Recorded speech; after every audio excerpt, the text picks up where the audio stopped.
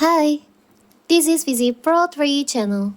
In today's video, I will show you how to control your privacy on WhatsApp. Before we get started, don't forget to subscribe and turn on the notification to keep you updated about this channel. So, let's go! Privacy Checkup allows you to choose the right level of protection for you. It allows you to access step-by-step guidance to help strengthen the security of your account and customize your privacy setting all in one place.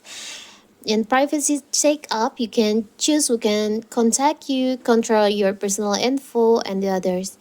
And how to do it? So simple. So first of all, of course, we have to open our WhatsApp. Now you can tap on the up right corner, the three dots over here. Tap on settings. Tap on here, privacy.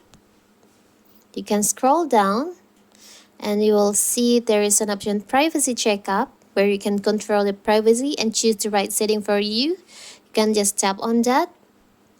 Here you can control the privacy. You can choose who can contact you on here. You can contact you on groups like this.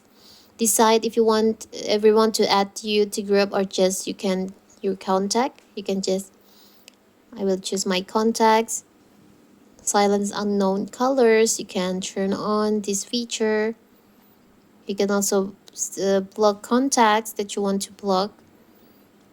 You can go back and you can control the personal info on here, like your profile photo, your last seen and online, and direct receipts. And here you can add more privacy to your chats, like you can set your default message timer, and you can also turn on your end-to-end encryption backups. And here you can also add more protections to your account, like app lock and two-step verification. It's a simple drag. So here in this feature, in this privacy checkup, you can control all your privacy settings on here. So that is how to control your privacy settings on WhatsApp. Don't forget to like and subscribe and turn on the notification to keep you updated about this channel.